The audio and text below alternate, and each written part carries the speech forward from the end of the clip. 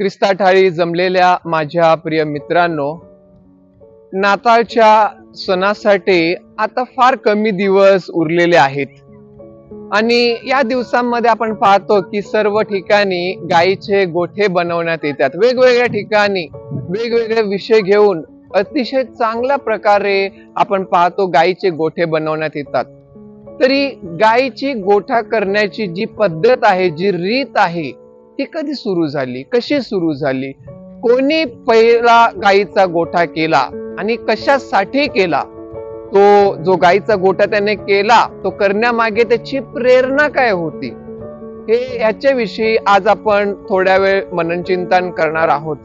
नाताळचा सण हा 15 दिवसावर आला होता आणि संत फ्रान्सिस फोंते कोलंबो येथील एका आश्रमात राहत होते.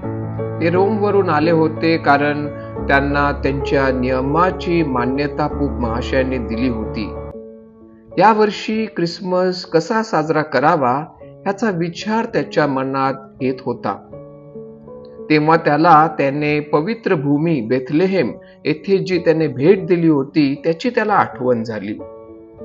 तिथे ज्याप्रमाणे प्रभू येशू ख्रिस्ताचा जन्म झालेली जागा त्याने पाहिली होती तशी त्याला प्रतिकृती करावीशी वाटली.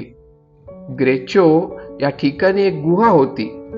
या ग्रेचो गावामध्ये संत फ्रान्सिसचा एक मित्र होता, त्याचे नाव जॉन होते आणि तो जॉन नावाचा जो माणूस होता तो एक लष्करी माणूस होता. आपल्या भाषेमध्ये तो एका गावाचा पाटील होता. संत फ्रान्सिस प्रवचन देत असताना त्याला त्या प्रचार दौऱ्यावर त्याची भेट झाली होती आणि हा जॉन फ्रान्सिसच्या प्रवचनाची त्याला भुरळ लागली होती. तो त्याच्या जादूखाली आला होता कारण संत फ्रान्सिसने सर्व सांसारिक सन्मानाचा वैभवाचा त्याग केला होता आणि फ्रान्सिसचे अनुकरण करीत जीवन जगण्याचा जॉन प्रयत्न करत होता. मित्रत्वाच्या आश्वासनासह फ्रान्सिसने जॉनला संदेश पाठवला की तुम्हाला येथे प्रभूचा सण करायचा असेल तर मी तुम्हाला जे सांगतो ते करा, कारण मी बेथलेहेम मध्ये जन्मलेल्या लहान मुलाची आठवण करू इच्छितो. त्या तान्ह्या बाळाच्या गरजा, तो गोठ्यात कसा झोपतो, बैल आणि गाढव घेऊन तो कसा गवतावर झोपलेला आहे, हे मला आपल्या शारीरिक डोळ्यांसमोर ठेवायचे आहे. जॉनने लगेच सुरुवात केली. लोकांनी रात्री उजळण्यासाठी टॉर्च आणि मेणबत्त्या तयार केल्या. गुहेत गव्हाण तयार करण्यात आले होते आणि बैल आणि गाढव आणले होते. जेव्हा फ्रान्सिस मित्रांच्या आश्रमात आला तेव्हा त्याला आनंद झाला. छान संध्याकाळ झाली होती. लोक मिरवणुकीत मशाली आणि मेणबत्त्या घेऊन आले. त्यांच्या गाण्याने जंगल दुमदुमले. बालपणीचा आनंद ते पुन्हा शोधित होते. आजूबाजूला गावकरी आणि भक्तांची सुद्धा गर्दी होत असताना एका धर्मगुरूने पवित्र मिसा सुरू केला. संत फ्रान्सिस हे एक डिकन होते. त्यांनी प्रवचन दिले. त्यांचे चरित्रकार थॉमस ऑफ सलानो फ्रान्सिसचे समकालीन लिहितात, देवाचा संत गोठ्यासमोर उभा राहिला. उसासे टाकत, प्रेमाने मात करत आणि आश्चर्यकारक आनंदाने भरलेला त्याने गोड आवाजात स्पष्ट आणि मधुर अशा प्रकारे शुभवर्तमान गायले.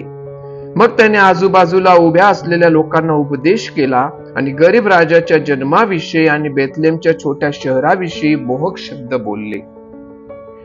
ते जे मूल होते, जे बाळ होते, ते खरेखुरे होते की एक कोरलेली आकृती होती हे सांगता येत नाही. कदाचित ती एक कोरलेली आकृती असेल, कारण नंतर असे नोंदवले गेले आहे की एका निरीक्षकाने बाळ जिवंत झाल्याचे पाहिले. देवाने त्यांच्या लोकांसाठी नेमके काय केले आहे आणि त्याने आपल्यासाठी किती गरीब राहणे निवडले आहे हे समजून घेण्यासाठी आणि लोकांना आध्यात्मिक मदत करण्याची फ्रान्सिसची इच्छा होती. आणि म्हणूनच फ्रान्सिसने स्वतः आयुष्यात कडवट गरिबी निवडली. कोणतेही साधने किंवा सुरक्षितता नव्हती. त्याने देवाच्या पुत्राला स्वतःला देवत्वाच्या सीमा रेषेवर ठेवताना पाहिले. प्रिय मित्रांनो, त्याला इतर कशाचाही विचार करायचा नव्हता.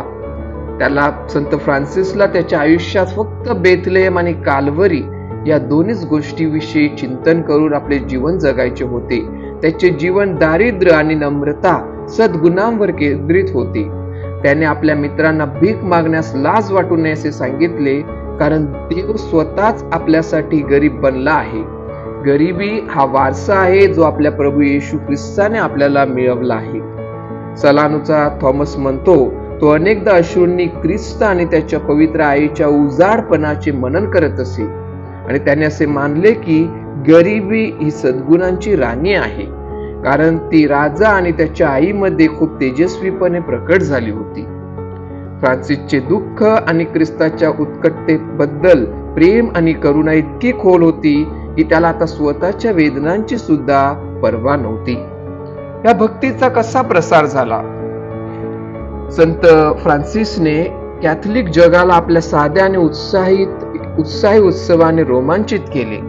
1226 मध्ये त्याच्या मृत्यूनंतर ख्रिसमस हा जे गोठा करायची जी पद्धत आहे, जी प्रथा आहे, ती संपूर्ण युरोपमध्ये पसरली आणि फ्रान्सिस्कन कॅप्युचिन संस्थेच्या प्रयत्नामुळे कॅथलिक युरोपमध्ये आणि आता संपूर्ण जगामध्ये ही जे क्रीब आहे, जो गोठा आहे, ती बनवण्याची प्रथा लोकप्रिय आहे.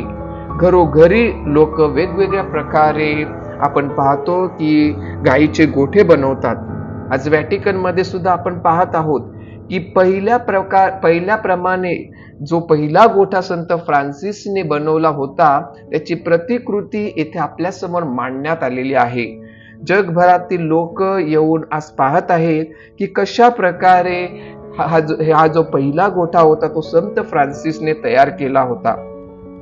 कदाचित आज संत फ्रान्सिस असले असते आणि आपल्या सर्व घरोघरी, पॅरिशमध्ये, गावागावामध्ये जे गोठे बनवण्यात आलेले आहेत, ज्या गव्हाणी बनवल्या आहेत, ते जर त्याने पाहिले असते तर त्यांनी आपल्या सर्वांना संदेश दिला असता की प्रिय मित्रांनो, या आनंददायी दृश्यांपेक्षा खोलवर पहा. त्या प्राण्यांच्या आहाराच्या ठिकाणी तुमचा देव अनंत काळासाठी तुमचे अन्न बनलेला आहे. नक्षीदार पोशाख नव्हे तर असहाय्य बाळाभोवती घाव घातलेल्या साध्या त्या पट्ट्या पहा. गरिबांचे कपडे घातलेले पुरुष आणि स्त्री पहा. प्राणी पहा आणि त्या गुहेचा तो वास घ्या. थोड्याशा आगीने उजळलेल्या गुहेची थंडी आणि घाण अनुभवा आणि तुमच्या देवाची पूजा करा, त्याची अर्चना करा, ज्याने मानवी हृदय घेतले, ज्याने सर्वात मोठे प्रेम आणि तीव्र वेदना जाणू शकते. जे लोक पापी होते, कुष्ठरोगी होते, त्यांना आलिंगन देणारे ते प्रभूचे हात आणि आपल्या लोकांच्या अश्रूंनी वाहणाऱ्या गालांना स्पर्श करणारे ते प्रभूचे हात तुम्ही तिथे पाहू शकता. तुमच्या गरीब, असहाय्य, एक बालक होऊन जन्म घेतलेल्या प्रभूची तुम्ही त्या नम्र देवाची पूजा करा. प्रिय मित्रांनो, या नाताळच्या सणाच्या दिवशी आपल्याला देऊळ मातेने ही जी वेळ आहे तेथे इंडल्जन्स दिलेले आहेत. हे इंडल्जन्सची देणगी म्हणजे आपण कुठल्याही फ्रान्सिस्कन किंवा कापुचिन ह्यांचं जे चर्च आहे त्या चर्च मध्ये जाऊन जी गव्हाण असेल त्याच्या समोर जर आपण प्रार्थना केली तर आपल्या पापांची क्षमा आपल्याला होऊ शकते. आणि म्हणून आपण आपणांसाठी किंवा जे आपले बंधू भगिनी किंवा आई वडील जे कोणी नातेवाईक मरण पावलेले आहेत त्यांच्या आत्म्यासाठी आपण प्रार्थना करू शकतो. म्हणून ही विशेष देणगी आपल्याला देऊळ मातेने दिलेली आहे. म्हणून या नाताळच्या सणाच्या वेळेला 8 डिसेंबर ते 2 फेब्रुवारी या वेळेमध्ये आपण कुठल्याही फ्रान्सिस्कन कापुचिन चर्च मध्ये जाऊन गव्हाणी समोर प्रार्थना करावी म्हणून देऊळ माता आपल्या सर्वांना प्रोत्साहित करीत आहे.